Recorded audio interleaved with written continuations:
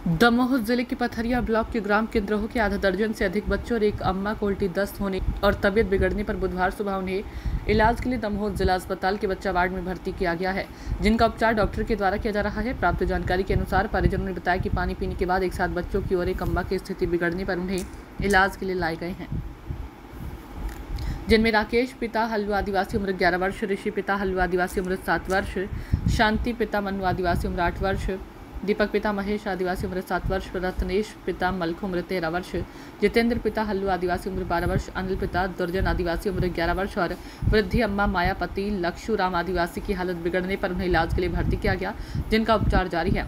इधर कलेक्टर कोचर को खबर लगते ही तत्काल केंद्रों गांव के लिए स्वास्थ्य विभाग और पीएचई के लिए निर्देश दिए हैं, जहां तत्काल टीमें पहुंची और जांच पड़ताल करने में जुट गई है।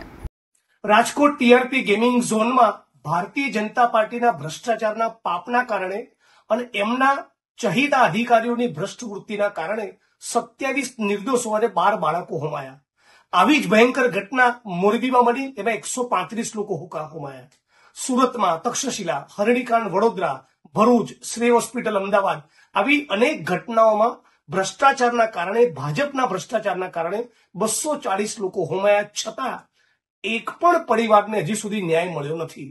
આ તમામ પ્રશ્નોને લઈને અમે બધા જ લોકો ગુજરાત પ્રદેશ કોંગ્રેસ સમિતિના નેતૃત્વમાં અને લડનારા માણસોનો સરવાળો કરી પીડિતોને સાંકળીને પીડિતોને સાથે રાખી મોરબી 9 ઓગસ્ટના રોજ સવારે 9 વાગે મોરબી દરબારગઢ ખાતેથી એક ગુજરાત ન્યાય યાત્રા લોન્ચ કરી રહ્યા છીએ। આપ તમામ લોકો આવો એવી હાથ જોડીને આપ સૌને વિનંતી કરું છું, અપીલ કરું છું। આપણા મોરબીમાં, આપણા રાજકોટમાં, આપણા ગુજરાતના કોઈ પણ ખૂણે ફરી આવી ઘટના ન બનવી જોઈએ।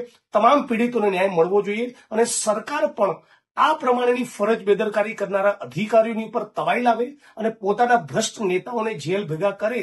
એ નહીં બને ત્યાં સુધી આવી ઘટનાઓ બન્યા જ કરશે। આવું ન બને એટલા માટે આપ સૌ લોકોને ગુજરાત ન્યાય યાત્રામાં જોડવા માટે આ વિડીયોના માધ્યમથી અપીલ કરું છું।